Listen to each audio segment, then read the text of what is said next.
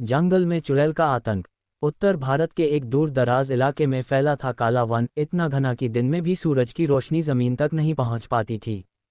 सदियों पुराने पेड़, उलझी हुई जड़ें और हर समय बहती ठंडी हवा इस जंगल को रहस्यमय बनाती थी।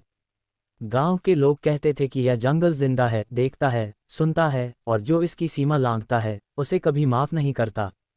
इस जंगल के पास ही बसा था छोटा सा गांव सोनपुर। सोनपुर के लोग सूरज ढलते ही अपने दरवाजे बंद कर लेते थे। बच्चों को सख्त हिदायत थी, जंगल की तरफ मत जाना, खासकर अमावस की रात। जब कोई पूछता क्यों, तो बस इतना कहा जाता, वहां वो रहती है। पहली घटना। सबसे पहले गायब हुआ था लकड़हारा भोलाराम। एक सुबह वह कुल्हाड़ी लेकर जंगल गया था, लेकिन शाम तक वापस नहीं लौटा। गांव वालों ने सोचा शायद किसी रिश्तेदार के यहाँ रुक गया होगा। मगर जब 3 दिन बीत गए तो चिंता बढ़ने लगी। खोज शुरू हुई। जंगल के भीतर उसकी टूटी हुई कुल्हाड़ी मिली। पास ही जमीन पर अजीब से निशान थे, जैसे किसी ने पैरों के बजाय उल्टे हाथों से चलकर रास्ता बनाया हो। गांव के बुजुर्ग दाऊ हरिनाथ ने निशान देखते ही कहा, अब देर हो चुकी है, चुड़ैल जाग गई है। चुड़ैल की कथा। दाऊ हरिनाथ ने सबको पुरानी कहानी सुनाई। कई साल पहले इसी जंगल के भीतर एक औरत रहती थी, चंपा। सुंदर, शांत लेकिन अकेली। गांव वाले उससे दूरी बनाकर रखते थे। एक दिन उस पर काला जादू करने का झूठा इल्जाम लगा दिया गया। डर और अंधविश्वास में गांव वालों ने उसे जंगल में छोड़ दिया। भूख, ठंड और अकेलेपन में उसकी मौत हो गई।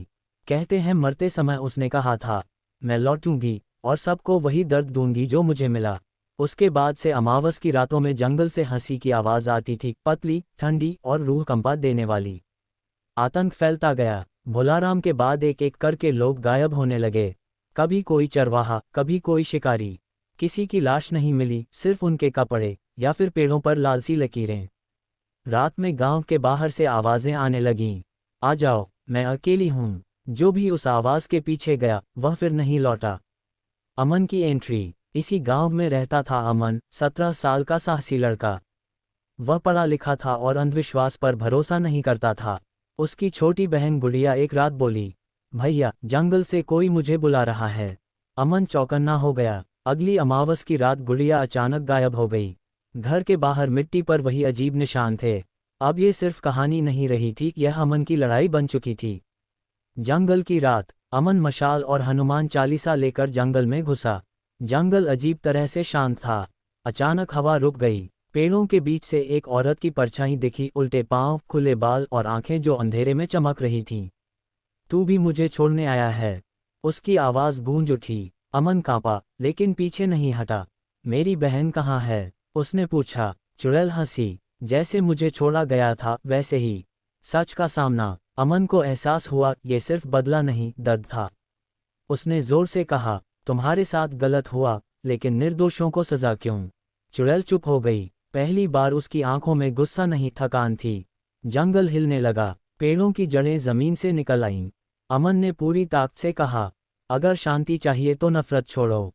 अंत। लंबी खामोशी के बाद चुड़ैल बोली, बहुत देर हो चुकी है, लेकिन तुम्हारी बहन जिंदा है।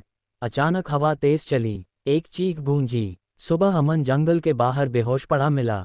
उसके पास गुड़िया थी, जिंदा। उस दिन के बाद जंगल से आवाजें आनी बंद हो गईं। लेकिन आज भी अमावस की रात अगर ध्यान से सुनो तो पेड़ों के बीच से कोई फुसफुसाता है। याद रखना, जंगल सब कुछ याद रखता है। चुड़ैल की वापसी। सोनपुर गांव में अब रातें पहले जैसी नहीं थीं। लोग कहते थे चुड़ैल चली गई है, पर जंगल अब भी चुप नहीं था। अमन को चैन नहीं मिलता था। हर अमावस की रात उसे वही सपना आता, घना जंगल, उल्टे पांवों के निशान और एक औरत की आवाज, मैं पूरी तरह गई नहीं हूँ। अजीब घटनाओं की शुरुआत। एक रात गांव के मंदिर की घंटी अपने आप बजने लगी। पुजारी दौड़कर पहुंचा, लेकिन वहां कोई नहीं था। सुबह मंदिर की दीवार पर कीचड़ से लिखा था, वचन अधूरा है। गांव में फिर डर लौट आया। गायें दूध देना बंद करने लगीं। कुएं का पानी कड़वा हो गया। और जंगल के पास रहने वाले लोग रात में किसी को चलते हुए देखते, लेकिन जमीन पर उसके पांवों के निशान उल्टे होते। गुड़िया का बदलना। अमन की बहन गुड़िया अब पहले जैसी नहीं रही। वह चुप रहने लगी थी। कभी कभी बिना पलक झपकाए जंगल की ओर देखती रहती। एक रात अमन ने सुना, गुड़िया नींद में किसी से बात कर रही थी, मैं तैयार हूँ, बस उन्हें सच बता दो। अमन का खून जम गया। पुराना सच। अमन दाव हरिनाथ के पास पहुंचा। दाव ने कांपती आवाज में सच बताया। हमने पूरी सच्चाई नहीं बताई थी। असल में चंपा निर्दोष थी, लेकिन गांव के कुछ लोगों ने उसकी जमीन हथियाने के लिए उस पर इल्जाम लगाया था। मरने से पहले उसे इंसाफ का वादा दिया गया था, जो कभी पूरा नहीं हुआ।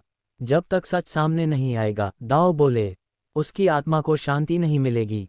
अमावस की सबसे डरावनी रात। उस रात आसमान पूरी तरह काला था। अमन और गुड़िया जंगल की सीमा तक पहुंचे। अचानक हवा ठंडी हो गई। पेड़ों के बीच से वही हंसी गूंजी। चुड़ैल सामने थी, लेकिन इस बार उसके चेहरे पर गुस्सा नहीं, आंसू थे। तुमने वादा तोड़ा, उसने कहा। अमन ने गांव वालों की तरफ देखा। सब डर से झुके खड़े थे। अमन ने ऊंची आवाज में कहा, चंपा निर्दोष थी। एक एक कर सच बाहर आया।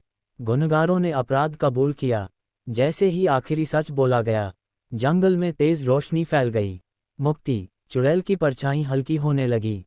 उसने गुड़िया की ओर देखा और कहा, तुम्हारे भीतर मेरी पीड़ा थी, अब नहीं रहेगी। हवा शांत हो गई। पेड़ों की शाखाएं सीधी हो गईं। और फिर वह गायब हो गई। अंत या शुरुआत, अब जंगल में कोई आवाज नहीं आती। लेकिन गांव वालों ने एक नियम बना लिया। जंगल का अपमान नहीं होगा। किसी निर्दोष पर झूठा इल्जाम नहीं लगेगा। अमन जानता है, अगर इंसान फिर वही गलती करेगा, तो जंगल फिर जागेगा। क्योंकि कुछ आत्माएं बदला नहीं, इंसाफ चाहती हैं।